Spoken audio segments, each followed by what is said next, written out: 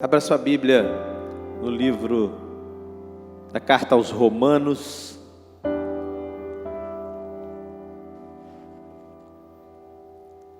capítulo 4.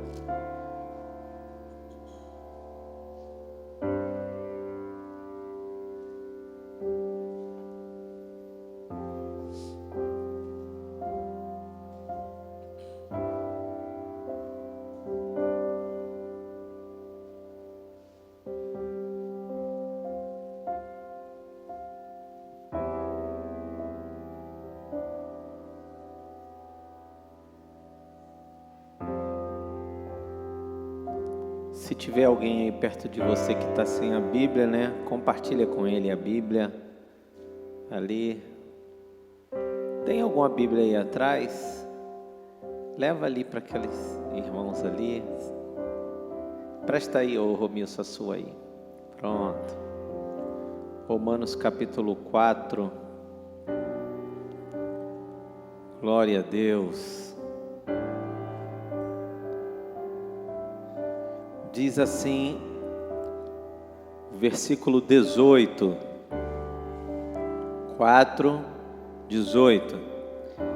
Abraão, esperando contra a esperança, creu para vir a ser pai de muitas nações, segundo lhe fora dito, assim será a tua descendência.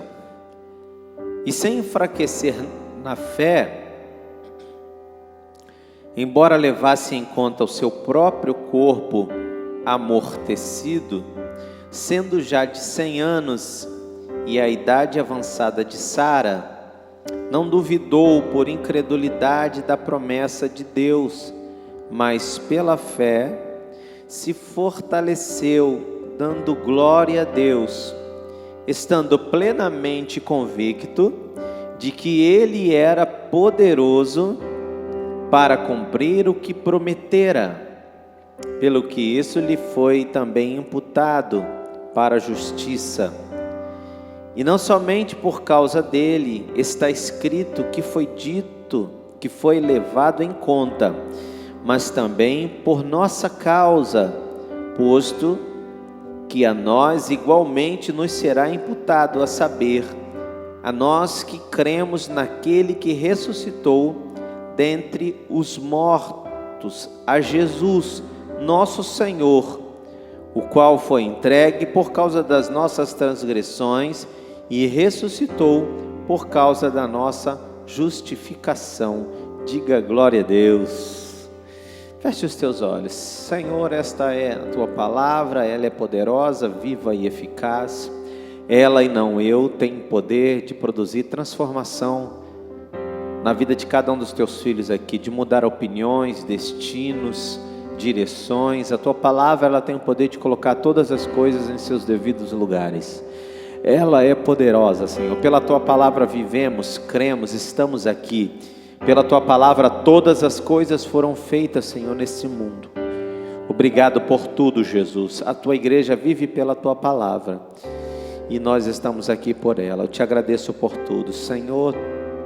Tome esse altar que é teu por honra e direito. Eu me escondo atrás da cruz de Cristo, à sombra do Onipotente. Senhor, ministra sobre nós nessa manhã, em nome de Jesus. Amém. Amém, querido.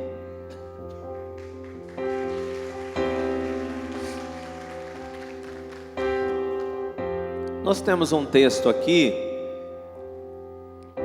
que está dentro de um grande contexto, de uma grande longa história, porque um versículo isolado não pode servir de doutrina, pode servir para pregar, mas não de doutrina, porque um versículo ele pode se tornar uma doutrina herética, algo que não está dentro de um contexto, porque tudo que está escrito na Bíblia tem um antes e depois, isso se chama contexto.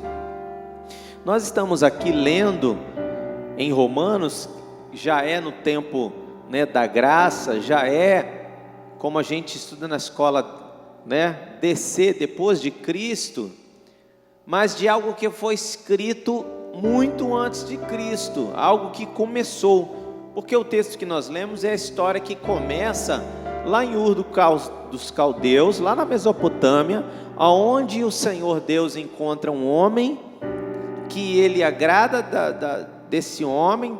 Deus tem um amor por Abraão, e chamado ainda de Abrão, né? O seu nome ainda não teria sido mudado, e Deus se apresenta para ele dizendo que era para ele sair da sua terra, da sua parentela, sair do lugar que ele morava, perto dos seus parentes,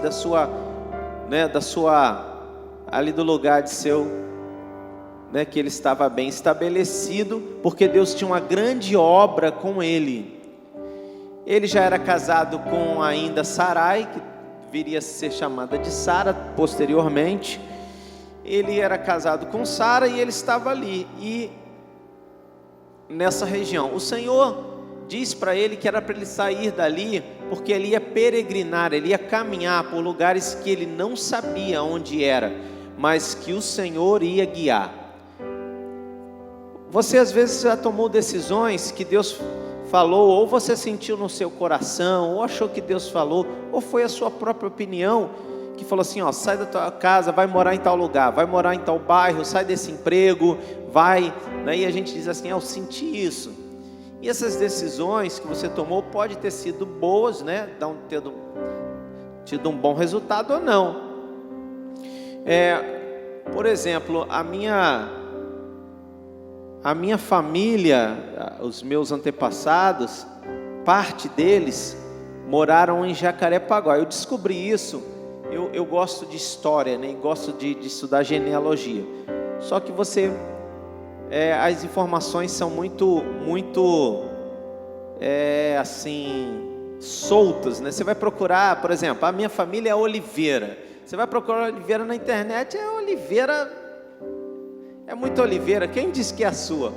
Por exemplo, aqui na igreja, eu tenho o sobrenome Coelho, a pastora Érica tem o sobrenome Coelho, o Bruno, o baterista, tem o sobrenome Coelho, e não somos parentes, Imagino quantos Silva tem aqui na igreja que não são parentes.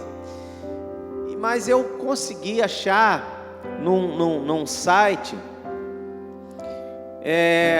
de muito tempo que eu venho pesquisando, porque você precisa pagar caro para que alguém possa ir nos cartórios e tal, e talvez em outro estado, até em outro país, para buscar de onde você veio. Isso eu tinha uma certa curiosidade. Eu consegui num site buscar algumas informações e comprovei que era de fato a minha família, e eles moravam, uma parte, a minha avó foi criada na Praia Vermelha, na Urca, e depois eles vieram para Jacarepaguá.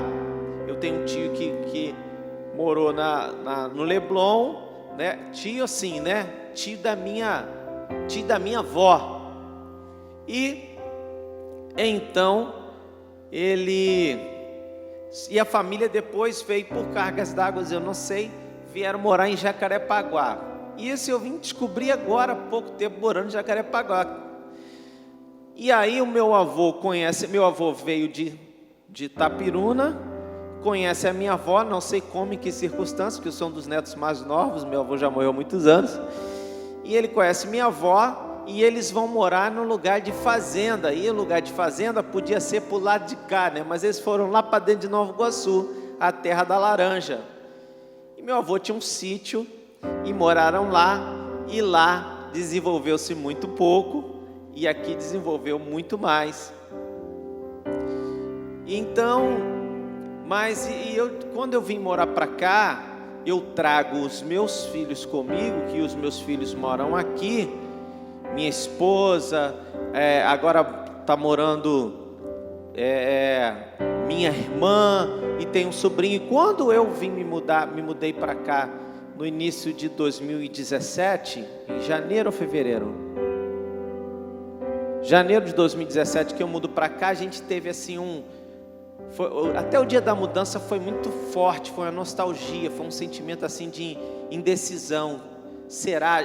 Pastora Márcia estava, porque a gente já estava congregando aqui na igreja, já frequentando já há muito tempo, mas congregando há quase um ano, e ela no dia da mudança, né, e para a gente ficava inviável, porque a gente já estava trabalhando para cá, aqui na igreja quase todos os dias, e no dia exatamente da mudança eu quase cancelei com o caminhão, porque ela já tinha encaixado, né, colocado as coisas na caixa, mas eu cheguei em casa, a gente olhou para a nossa casa, para o lugar que nós fomos criados, moramos a vida toda, e a gente ficou naquela indecisão. Nós moramos lá, e então, mais de 40 anos, porque eu estou com 46 e estamos morando aqui, né, desde o início de 17, há 5 anos, né? Morei pelo menos 41 anos lá, 4 anos, né? Então, nós tivemos aquela indecisão de vir, como vai ser, a gente não conhece ninguém, a gente conhece todo mundo aqui no bairro e tal, mas nós lembramos que estávamos debaixo de uma palavra, e tínhamos a nossa casa lá, e iríamos vir para o aluguel aqui, e aí toda uma indecisão, mas a gente tinha uma palavra, a gente não sabia de nada que ia acontecer, como ia ser, mas a gente estava debaixo de uma palavra.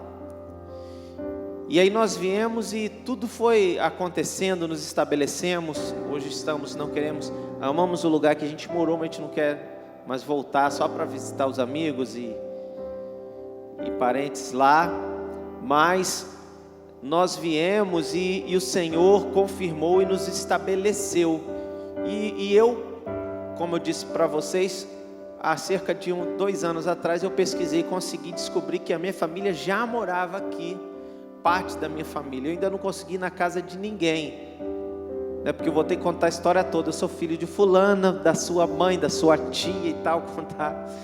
Mas, ou seja, eles moravam aqui. Então, eu estou voltando para o lugar e talvez os meus filhos vão, se permanecerem aqui, vão voltar para o lugar de origem, pelo menos de uma parte da onde moraram. Todo lugar, toda decisão que nós vamos tomar, do lugar que vamos sair, às vezes a zona de conforto, causa indecisão, causa um pouco a dor, um pouco falta de fé. Às vezes você tem que tomar decisões difíceis, às vezes você tem que estar empurrando para frente, estar procrastinando, né? Que é o ato de empurrar as coisas para frente, de tomar decisões que você sabe que você tem que tomar, porque você tem medo do que possa acontecer. Mas se você estiver debaixo de uma palavra, se não é aquilo que é só fruto dos teus sonhos, do teu coração, se você estiver debaixo de uma palavra que Deus te deu, vai, porque vai dar certo. Quando o Senhor, lá no livro de Gênesis, tem um encontro com Abraão e manda que ele saia da sua zona de conforto, deixa eu falar assim, que é da sua terra, da sua parentela, o Senhor dá uma ordem, é para que grandes coisas, até mais do que Abraão pudesse imaginar. Por isso que eu costumo dizer e carrego comigo, que toda decisão que nós tomamos, irmãos, sejam as mínimas atitudes, as decisões difíceis, tudo vai ter um retorno, tudo vai ter um resultado, e porque isso é exatamente como uma das leis da física. Para toda reação, para toda ação há uma reação. Tudo que nós fizermos vai repercutir em algum momento, e às vezes decisões que a gente toma acertada, a gente não vê naquele momento, mas em algum momento, em alguma hora vai acontecer, você vai colher o fruto daquilo que você plantou. Lembro aqui que eu, visitando meu pai, tinha um terreno ao lado da casa dos meus pais, que o moço começou a construir uma casa e não terminou a casa, mas ele começou a plantar. Ele plantou, ele estava, uma das vezes que eu visitei meu pai, ele estava plantando várias coisas. Eu falei assim: amigo, o que você está plantando? Ele: estou plantando aipim, botei uma muda de banana aqui, e plantou umas outras coisas lá. E aí eu falei assim, mas isso vai dar? Essa terra vai dar? E ele diz assim, vai. Ele falou com a certeza. Eu falei, como é que você fala com a certeza que vai nascer aí? Ele falou, porque eu conheço a terra e eu sei plantar. E passou um tempo, algumas vezes eu ia lá, ficava olhando, não via nada, via crescer só uns raminhos, né? Até que um dia, eu visitando meu pai disse assim, ó, o fulano aí, o vizinho aí, deixou umas coisas aqui para você. Eu falei, o que foi? Ele falou, ele mandou te dar de presente aqui um cacho de banana e um zampim para você levar. E aí, aquilo ali foi tema de uma pregação que eu fiz, que está escrito na Bíblia, tudo que o homem semear, isso também ceifará, bom ou ruim. Se for uma boa semente, você vai colher coisas boas. Se for ruins, sementes ruins, podem ser palavras, ações, você vai colher também ruim. E a gente entende que a natureza, o que Deus criou, querido, o que Deus deu, não conspira. Sabe quem conspira contra nós? O próprio homem. São as pessoas que conspiram contra nós, às vezes nós mesmos. Mas aquilo que Deus criou, não. O que Deus deu é perfeito. Tudo que você planta em Deus, você vai colher isso, você vai colher algo muito bom. Diga glória a Deus por isso. Então Abraão, quando recebe uma palavra lá atrás, e o Senhor diz assim, Abraão, sai desse conforto e vai para um lugar que eu vou te mostrar. Abraão sai e entende ali que ele precisava viver completamente dependente de Deus.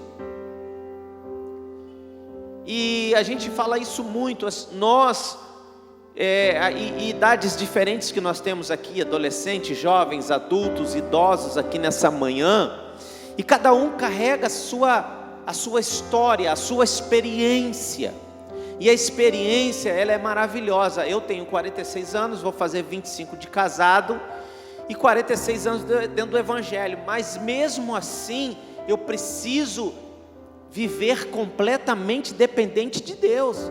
Embora eu tenha sido criado no Evangelho, eu preciso a cada manhã ser como uma criança, ser como um menino, e deixar que Deus me ensine. Porque se eu chegar aqui ao ponto de dizer que eu conheço muito do Evangelho, da Bíblia, de história de igreja, já vivi muita coisa, mas não, eu preciso ter o meu ânimo dobre e o meu coração ensinável, de forma que todos os dias eu possa mudar a minha opinião para seguir e fazer aquilo que Deus quer que eu faça. Porque todo o meu conhecimento pode ser nada quando eu estou andando para lá e Deus diz assim, eu quero que você vá exatamente para cá. E aconteceu isso no ano de 2016. A minha filha mais velha casa, e aí a gente teve um choque muito grande de emoções, avassaladora, porque a minha filha, né, nosso bebezinho, que a gente fala que são nossos bebês até hoje, a Sara não só vai sair de casa, vai morar em outro estado. Nós saímos da igreja que nós já estávamos há muito tempo, e não só isso, nos mudamos do município que nós morávamos. Então foi assim, mudanças muito fortes, mas entendemos que estávamos debaixo de uma palavra, que independente do que eu queria seguir para lá, Deus falou assim, não, eu quero que você vá para cá. E quando a gente endurece o nosso coração, quando a gente acha que a gente eu sou experimentado, eu sou maduro, eu já sou idoso, eu já sou isso, eu já sou crente há muito tempo, e a gente endurece, a gente deixa de viver o melhor de Deus. Eu não reconciliei com essa pessoa, eu não perdoei, porque já passou muito tempo, eu já estou muito velho para isso. Não, queridos, velho é o diabo, velho é o pecado.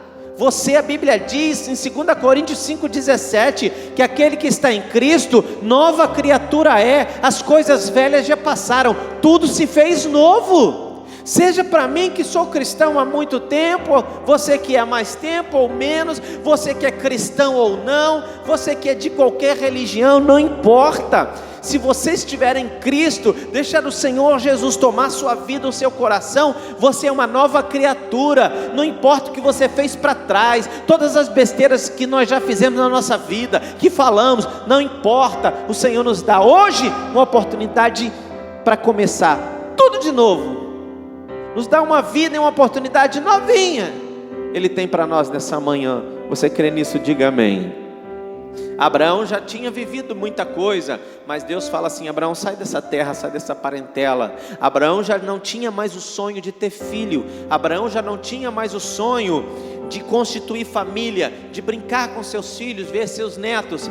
Mas, irmãos, eu digo para você, não importa se você, quando era adolescente, sonhava em fazer faculdade de medicina, ou se você queria ser um advogado, ou se você queria ser um empresário, se Deus estiver alinhado, se o teu sonho estiver alinhado com o de Deus, não perca a fé, não perca, porque quando Deus quer fazer, como a pastora pregou, o nosso tempo é Cronos, e aí a gente desiste, que é o tempo normal. O meu tempo já passou. Não, o tempo de Deus é Kairos. Quando Deus quer fazer, é no tempo dele, Ele faz.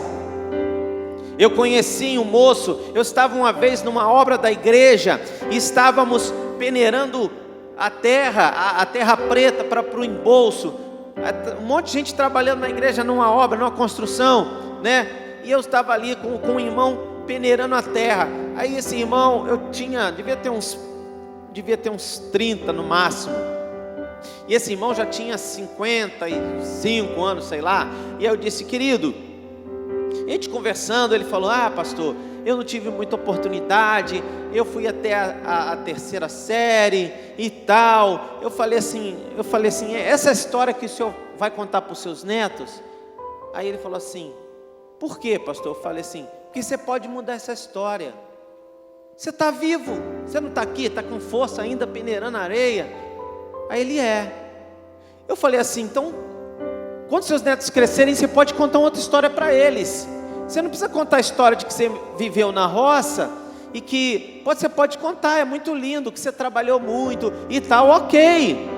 Você pode contar essa história, mas você pode contar uma outra história, de que você voltou para a escola, mesmo adulto, estudou, terminou seus estudos e venceu.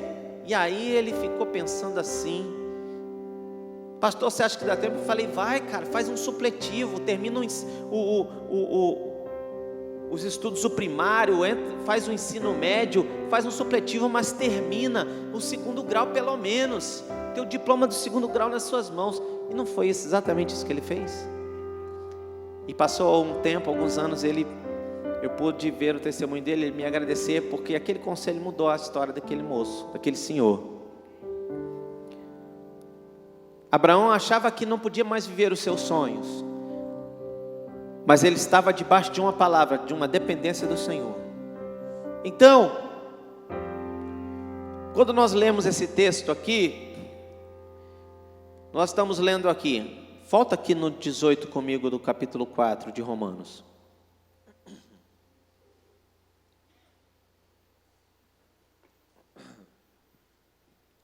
Diz assim: Abraão, esperando contra a esperança, creu para vir a ser pai de muitas nações, segundo lhe fora dito: assim será sua descendência. E sem enfraquecer na fé, embora levasse em conta o seu próprio corpo amortecido, sendo já de 100 anos e a idade avançada de Sara, não duvidou por incredulidade da promessa de Deus, mas pela fé se fortaleceu, dando glória a Deus, estando plenamente convicto de que Ele era poderoso para cumprir o que prometera, pelo que isso lhe foi também imputado, ou seja, ele foi justificado, né, para a justiça, e não somente por causa dele está escrito que ele foi levado em conta, mas também por nossa causa, posto que nós igualmente nos será imputado, a saber, a nós que cremos, naquele que ressuscitou dentre os mortos, a Jesus nosso Senhor, o que foi entregue por causa das nossas transgressões e ressuscitou por causa da nossa justificação. Coloca para mim, Felipe, o texto de Hebreus capítulo 11. Hebreus 11 diz assim: ora, a fé é o firme fundamento das coisas que se esperam e a prova das coisas que se não veem ou que não se veem. Leia comigo, vamos lá, querido. Ora, a fé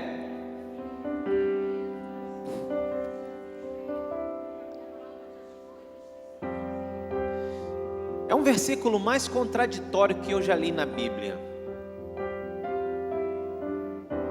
A fé é a certeza absoluta das coisas que se esperam. E é a prova, porque prova é aquilo que você está nas suas. Me prova isso, está aqui. Me prova que isso aqui é uma cadeira, está aqui, senta, está a prova aqui, ó, material. Tem as provas materiais e as imateriais. É a prova das coisas que se não veem. E aí eu pegar e dizer para você, tem uma cadeira aqui. Aí você vai falar, me prova. Eu falei, eu não preciso te provar, mas tem. Aí você vai falar, o pastor é doido. Tem uma cadeira aqui.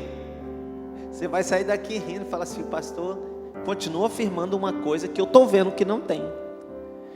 É Hebreus dizendo em relação à fé. É certeza. É a certeza absoluta. É o firme fundamento das coisas que não se esperam. É você ter certeza daquilo que Deus prometeu está chegando. E ninguém tira isso de você. Dei testemunho aqui uma vez que eu tive um aluno que eu dei aula para ele de teclado. E ele... comecei a prepará-lo para ele fazer prova para a UFRJ, para fazer prova de piano, para estudar piano clássico. E aí, para fazer a prova da UFRJ, vem gente disputar do Brasil inteiro. E aí eu peguei e comecei a estudar as matérias com ele.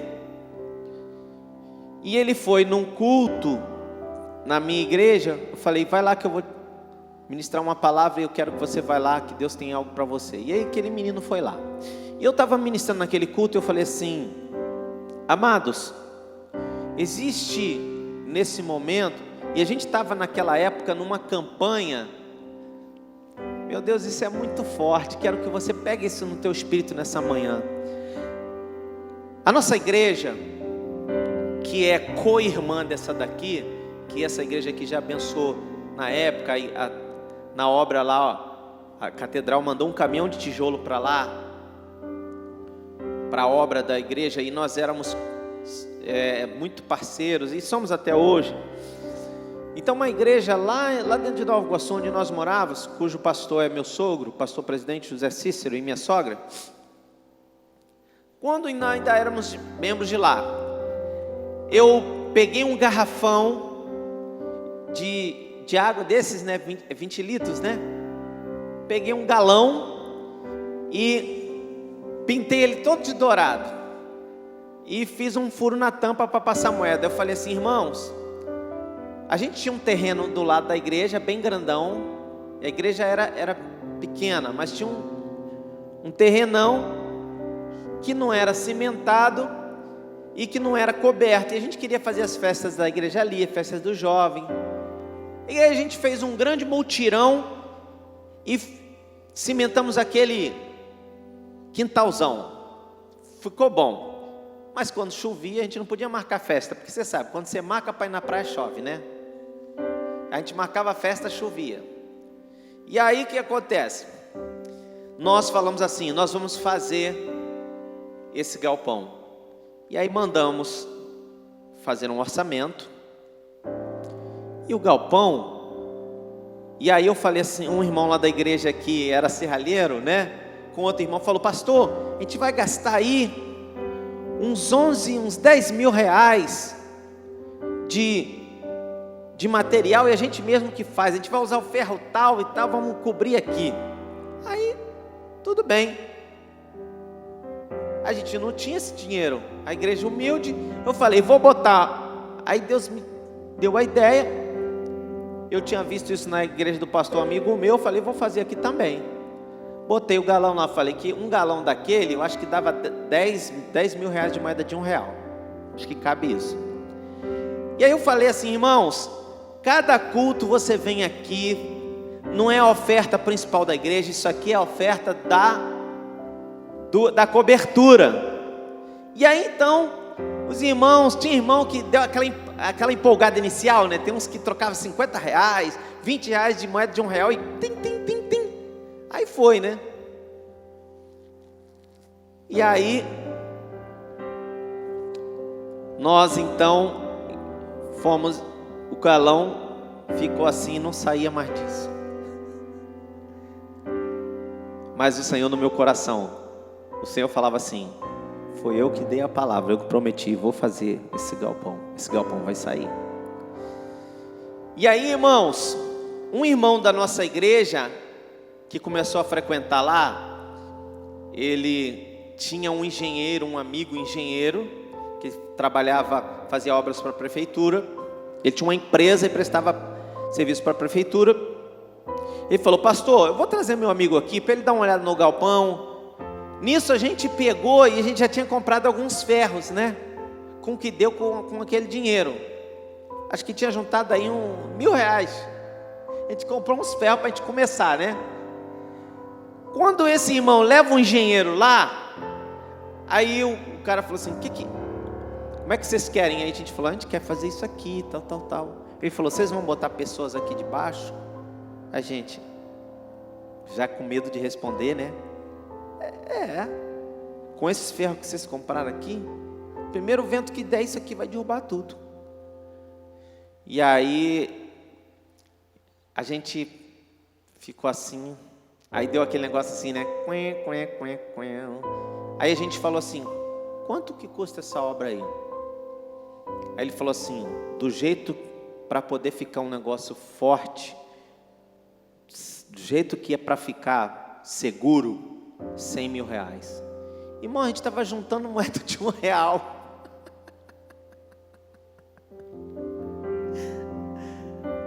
Sabe o que aconteceu? Você não sabe. Aquele cara voltou com aquele irmão, aquele engenheiro que não era crente. Voltou, vamos lá. E aí o irmão falou, pastor, chama teu sogro, vamos lá que ele quer dar mais uma olhada. No dia que a gente marcou, de manhã, foi eu e meu sogro, e esse irmão, Luiz, e esse engenheiro foi lá e ele falou assim, gostei muito de vocês. E a minha empresa vai fazer essa obra todinha.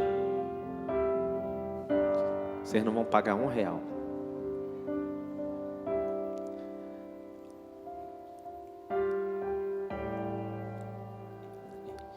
E naquele galão ainda tinha sobrado R$500. Que um dia um irmão dentro do gabinete falou comigo, pastor, eu estou passando uma necessidade. Eu falei assim, leva esse galão para você.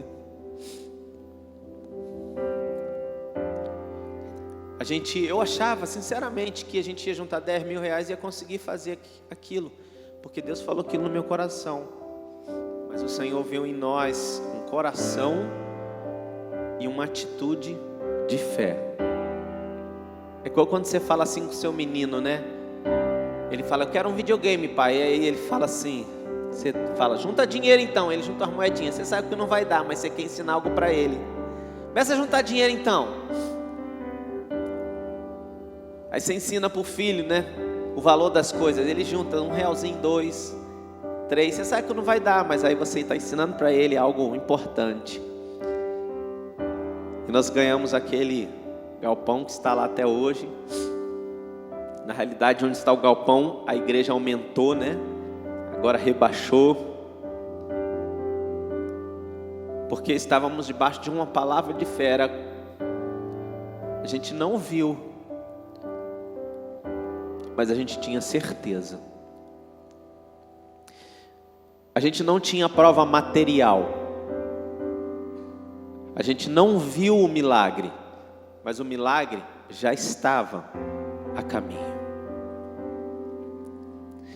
E voltando aqui, esse aluno meu, ele chega no culto, e eu falei do galão porque uma coisa puxou a outra, que eu falei assim: amados, talvez essas moedas aqui sejam ouro, porque eu não sei se a gente vai conseguir o dinheiro, mas se Deus transformar isso aqui em ouro, eu falei assim com a igreja: faz assim, ó, e pega aí tua moeda de ouro aí que vai abençoar você, e fecha assim, toma posse. Pastor, não estou vendo nada.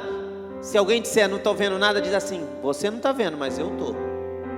E disser que você é maluco, fala assim: não, mas Deus me deu uma palavra, está aqui, você pode não ver, mas está aqui, eu sei que está. E esse menino, com aquele ato de fé, ele disputou com gente de vários lugares do Brasil, que veio fazer a prova para a UFRJ, e ele não era o que nem tinha estudado como os outros, ele tinha se preparado, mas outros que estudaram em grandes escolas. E aquele menino passou, e deve estar, provavelmente, de vez em quando eu falo com ele, se eu não me engano, ele já está terminando licenciatura em piano na UFRJ. Ele passou naquela prova, e ele diz até hoje: pastor, naquele dia eu segurei a minha bênção. Por isso que chama-se fé. Por isso que é um versículo que parece ser contraditório. Ora, a fé é a certeza das coisas que se esperam. É você ter certeza das coisas que você está esperando, que ainda não chegou. E é a prova daquilo que você não está vendo ainda, mas que no seu coração ninguém rouba isso. Você tem a certeza de que ainda o seu filho vai voltar para a igreja. Você tem a certeza ainda de que sua mãe ou seu pai vai se reconciliar. Você tem uma certeza com você de que a sua família vai ser restaurada. Você tem uma certeza daquilo que o diabo te roubou vai ser restituído. Porque o texto que nós lemos aqui de Romanos 4,18 é um outro texto contraditório, que está escrito sobre Abraão assim: Abraão creu contra a esperança. Ele creu contra tudo que estava a olho nu, tudo que era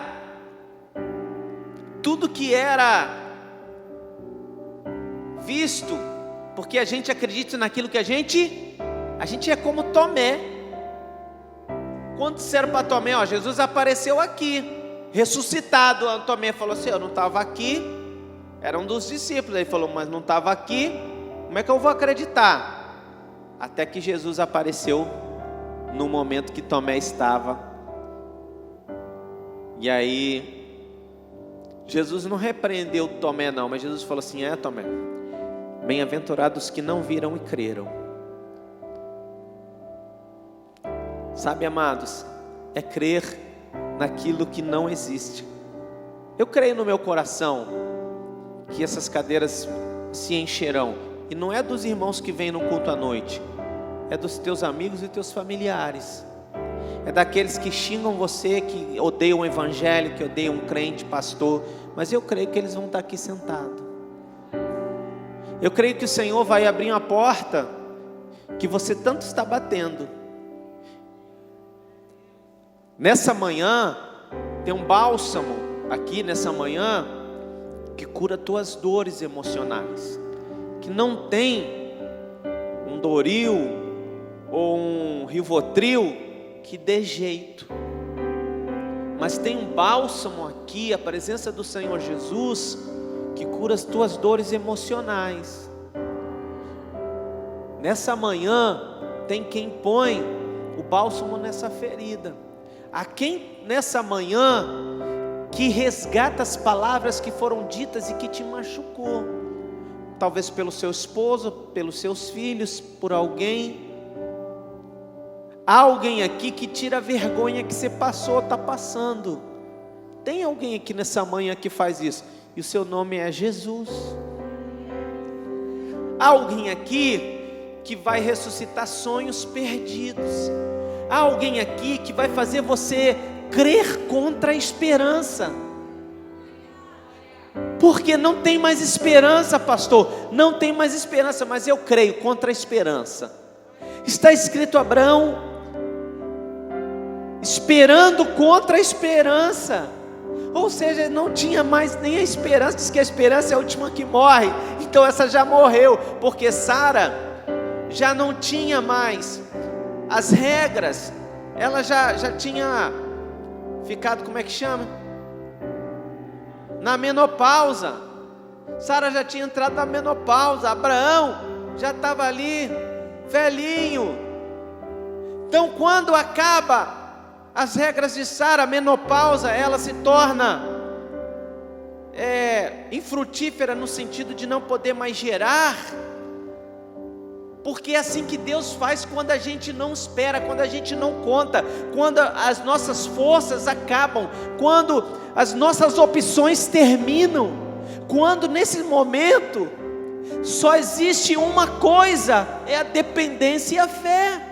Porque enquanto a gente pode correr, tentar fazer, correr no médico, e não sei aonde, e não sei em quem, e tentar isso, e na oração, enquanto a gente tem os nossos recursos, nós vamos tentando, isso é normal do ser humano, mas quando acabam os nossos recursos, é quando a gente só tem o Senhor, e quando a gente só tem o Senhor, Ele faz.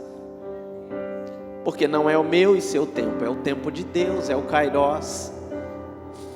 E eu digo para você, pastor, eu estou muito velho, eu estou muito cansado para viver ainda aquilo que eu desejei, um sonho, que eu acho que Deus falou comigo. Não, querido, quando Deus faz, Ele te dá saúde para viver. Quando Deus faz, pastor, eu estou doente, eu não posso mais viver isso. Não, junto com isso, Deus te dá um novo tempo, te dá saúde para você viver o melhor que Ele tem para você.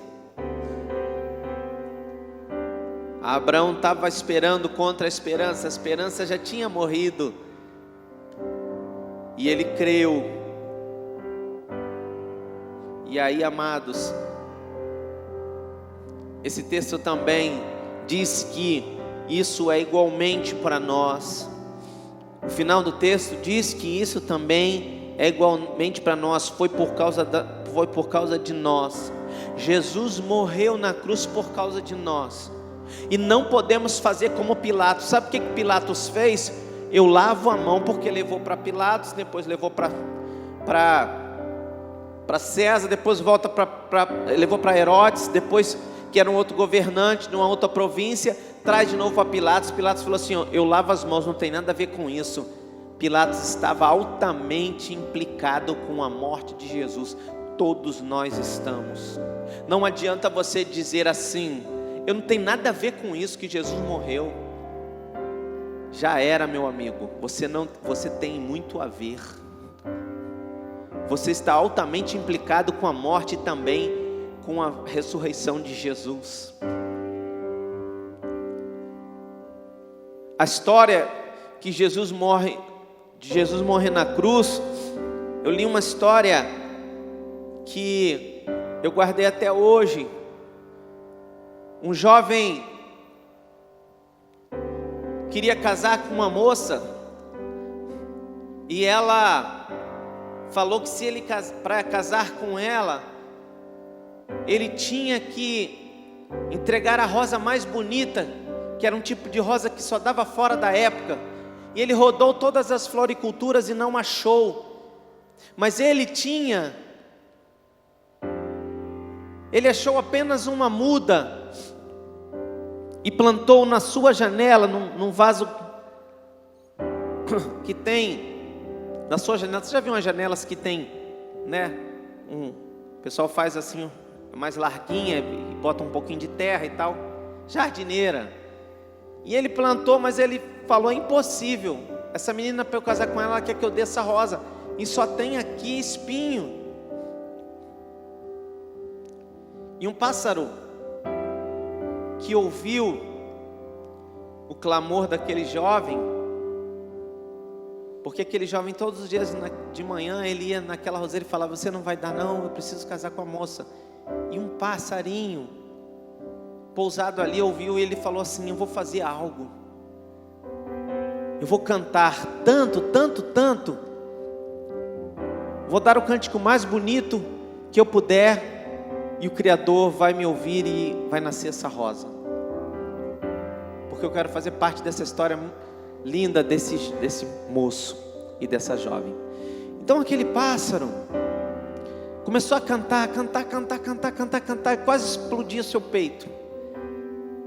E começou a nascer um botão, e começou a nascer uma rosa e também os espinhos.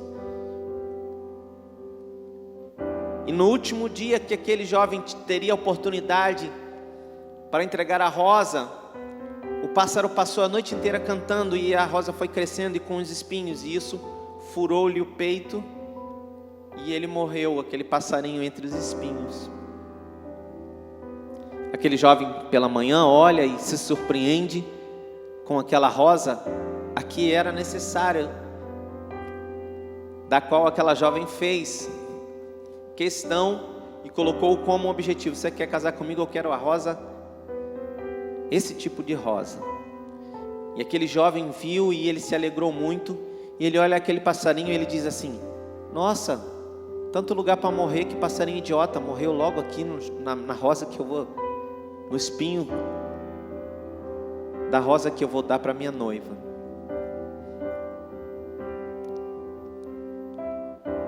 E nós fizemos isso muitas vezes com Jesus. Não vimos o quanto Ele cuidou de nós quando estávamos dormindo, e o sacrifício que Ele fez por nós na cruz. E muitas vezes somos como esse jovem tolo, que desfrutamos das coisas de Deus, das bênçãos de Deus, e dissemos que não temos nada a ver com a morte de Jesus na cruz. O texto que fala que Abraão creu contra a esperança também diz que Jesus morreu por causa dos nossos pecados, mas que ressuscitou para nos justificar. Porque no Velho Testamento, quando o povo pecava, o sacerdote pegava um animal e sacrificava pelo pecado do povo. Por isso que você entende que a morte era necessário, por causa do Velho Testamento, por causa da lei, era necessário que se matasse um animal, porque era assim, o povo pecava, eles matavam os animais. Chegou um tempo que lá nos profetas, muitos anos depois, um dos profetas, antes, ainda no Velho Testamento, mas um dos profetas no final do Velho Testamento, o Senhor já disse assim através dos profetas: parem de matar animais, eu não tenho mais prazer na morte de animais, eu prefiro que me obedeçam. Por isso que vem aquele ditado, que eu ouvi muito da minha mãe: melhor obedecer do que sacrificar. Por quê? O Senhor disse: é melhor a obediência do que sacrificar animais. Samuel disse isso, o profeta Samuel. Porque todos os animais do mundo seriam mortos, porque o povo pecava. Mas Jesus, ele teve que morrer como um cordeiro, porque Satanás, ele tinha todo o poder, ele tinha chaves da morte, do inferno, porque o homem, por causa do pecado, dava garantia a ele. Toda vez que o homem peca, que você erra, que você peca contra o Senhor, você dá legalidade para o Satanás bagunçar a tua vida. E aí então o Senhor Jesus, como cordeiro, ele morre, mas como Deus, ele ressuscita e leva os nossos pecados para a cruz, crava lá. E só vive escravo do diabo quem quer, porque quem quiser tem a ressurreição de Jesus, tem a vida em abundância. Amados, hoje eu quero terminar com essa informação para você. Hoje, 31 de outubro de 2021, completa mais um ano de um grande acontecimento que para nós cristãos é de suma importância ou essencial. Quando Deixa eu te contar essa história. Quando dizem para você, maior igreja, tinha, eu não vejo mais isso, mas tinha discussões, né? Ah, maior igreja, a igreja reconhecida, mais antiga, igreja católica. Não é. A primeira igreja começou na casa de Cornélio, um cristão, lá no Novo Testamento. Começou na casa de Cornélio, a primeira igreja. E eles foram pregando, e igreja se estabelecendo nas casas das pessoas, porque era assim. E aí, quando Paulo se converte, Paulo é o maior influenciador e o missionário que mais frente de obras abriu. Paulo viaja para muitos lugares, viaja para muitos países, e ele abre frentes de obra. E aí então, só que o que acontece na Idade Média? Com o estabelecimento de reis e o crescimento em muitos cristãos, a igreja se associa a líderes, ou líderes da igreja se associam à monarquia, se associam ao Estado, e eles então começam então a criar regras. O Estado e a igreja se tornam um. É muita coisa, você tem que ler a história da igreja, é muitos detalhes, mas eu vou trazer para você o que é mais pertinente, para você entender a importância do dia de hoje. E aí o que acontece? A igreja se segurou, ela se apossou da palavra, os cultos, dizendo assim, né, eram pregados em latim, os padres pregavam em latim, ninguém entendia nada, e a igreja se apossou da Bíblia, era proibido ler, porque quando você lê, você tem informação. Quando você lê, você tem informação, você não vai ser enganado por ninguém. E então o que acontece? Havia separado o clero da plebe, ou seja, pouca gente rica tinha acesso, a maioria dos pobres não tinha acesso. E aí em 1517, um monge ou um padre, mais simples para você, chamado Martinho Lutero, lê um texto na Bíblia que está em Abacuque, mas também está no livro de Romanos, que nós estamos lendo, capítulo 1, versículo 17, depois se abre, que está escrito assim: o justo viverá da sua fé. E aquilo entra como uma bomba dentro dele, e ele começa aquilo ali a mexer com ele e falar assim: está tudo errado, porque a igreja nesse tempo tinha estabelecido as indulgências, ou seja, o seu pecado, a indulgência é isso, qualquer pecado que você tenha cometido, eu estou aqui só sintetizando, porque a história é grande, eu estou aqui resumindo para você. A indulgência é qualquer pecado que você tenha cometido, pode ser perdoado se você pagar por isso. E dentro da indulgência ainda tinha coisas ainda mais fortes, que você tinha que comprar um terreno no céu, e aí dava-se milhões, milhares de dinheiro para a igreja. E aí nisso a igreja enriqueceu. Sabe que a igreja romana é muito rica. Isso foi enriquecendo. Martinho Lutero diz: está tudo errado, não é o que está escrito aqui na Bíblia. Não é o que está escrito, eu não estou vendo isso. E aí então ele publica o que é chamado de 95 teses. Ele publica 95 teses e coloca numa igreja na Alemanha, uma igreja chamada Igreja do Castelo. Ele coloca, porque é nessa igreja, uma igreja num local importante, que todos os avisos colocavam lá, e ele coloca 95 teses na porta dessa igreja. São as teses que combatiam as indulgências, que não estava escrito na Bíblia, estava tudo errado, era uma mentira. E aí o que acontece? Através dessas 95 teses, começa então ali um grande movimento, que a gente chama de Reforma Protestante. Para você ter uma ideia, que a Reforma Protestante tem uma força tão grande, que se temos hospitais públicos, embora os hospitais públicos, né, gente, tá? Só Jesus, né? Mas se a gente tem repartições públicas, hospitais públicos, escola pública, deva isso à reforma protestante, ao poder que a palavra teve de começar a chegar na casa das pessoas e libertá-las. Então, se nós estamos aqui, graças a Deus também, pela reforma protestante, hoje é comemorado o dia da reforma protestante, dia 31 de outubro. E o diabo, não contente com isso, criou dia 31 de outubro o quê? Halloween.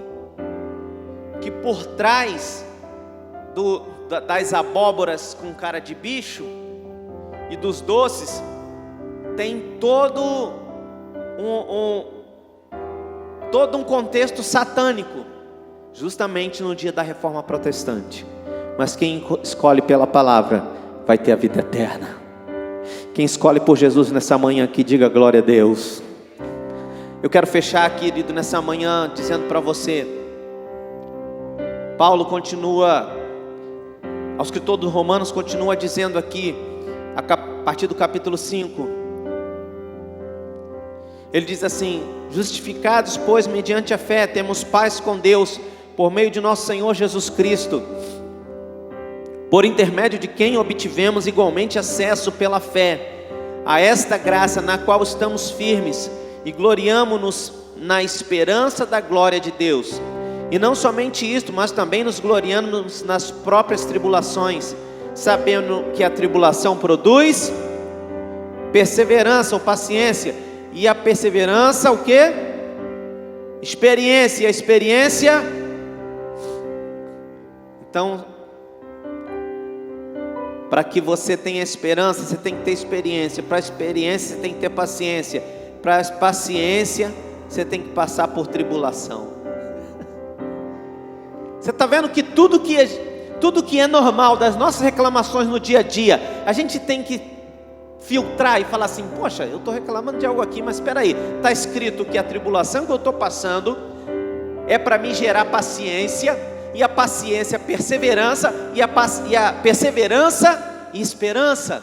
Então quer dizer que o que eu estou passando hoje vai me trazer a esperança, e a esperança fala daquilo que eu estou aguardando em Deus. Diga glória a Deus por isso.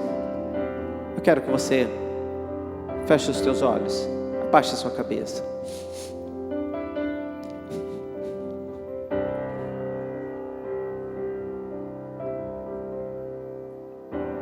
Senhor Jesus, nessa manhã, entendemos que, assim como uma palavra que tu deste para Abraão, sai da tua terra, da tua parentela, vimos que Abraão precisou viver, Senhor, viver completamente dependente de Ti, confiando de algo que visualmente ou normalmente, materialmente não existia. Mas ele creu, Senhor, ele creu contra a esperança. Não havia nem mais esperança, mas havia fé. E a fé, Senhor, é uma certeza, não é uma esperança. A esperança é maravilhosa, mas a fé é uma certeza. Como está em Hebreus 11, é o firme fundamento das coisas que se esperam, é a certeza absoluta das coisas que se esperam. E a prova, mesmo que imaterial das coisas, é a prova imaterial, que é a prova das coisas que não vemos, mas que temos a certeza de que irá acontecer. E eu digo nessa manhã, Senhor, irá acontecer na vida dos teus filhos aqui nessa manhã. Irá acontecer, Senhor, de pessoas chegarem e sentarem nessas cadeiras pela manhã. Irá acontecer, Senhor, de pessoas entregarem suas vidas aqui pela manhã. Irá acontecer, Senhor, de casamentos restaurados aqui, Senhor. Irá acontecer de portas que se abrirão, de famílias que serão restauradas. Serão pessoas aqui, Senhor, curadas. Eu creio, Senhor, nessa manhã, porque é contra aquilo que nós vemos, contra o que está acontecendo, contra o sistema de governo. Não temos esperança, Senhor, nesse governo. Não temos esperança, Senhor, no governo do mundo. Não temos esperança, Senhor. Não sabemos o que irá acontecer amanhã, depois e depois de amanhã. Se poderemos contrair uma enfermidade, se estaremos vivos, se não estaremos. Senhor, isso tudo é contra a esperança. Mas não estamos falando de esperança, estamos falando de fé. Eu creio, eu creio, eu creio, eu creio em Ti, creio nas Tuas promessas, creio quem prometeu. Abraão disse: quem me prometeu é fiel para cumprir. Quem me prometeu não foi homem, quem me prometeu não foi o governo, quem me prometeu não foi o meu marido, não foi a minha esposa, não foi uma promessa vinda da boca de uma pessoa, mas vindo de Ti, Senhor. O Senhor prometeu, quem prometeu é fiel para cumprir, quem prometeu é fiel para cumprir. Porque se o Senhor diz para mim, diz para nós, se move, nós nos moveremos. Se o Senhor disser vai para lá, eu vou para lá como Abraão. Se o Senhor disser para, vai para o outro lado, eu vou, porque eu confio que a minha vida está sendo guiada por Ti. Ah, Senhor, em nome de Jesus, quantos, Senhor, tomaram decisões erradas por seguirem, Senhor, o seu próprio, Senhor, a sua própria sentimento, por ser a sua própria bússola, por não consultar a Ti. Quantos, Senhor, até eu digo isso, que fizeram coisas que mandaram fazer, até conselhos que acharam bons, até pastores, mas não era o Senhor falando. Mas que nós sigamos, Senhor, aquilo que o Senhor quer, a direção que o Senhor tem. Porque como diz em Romanos 12:2, a sua vontade para cada um de nós, ela é boa, ela é perfeita e ela é agradável. E nós queremos viver nela, Senhor. Eu te agradeço pela tua santa palavra nessa manhã, em nome de Jesus.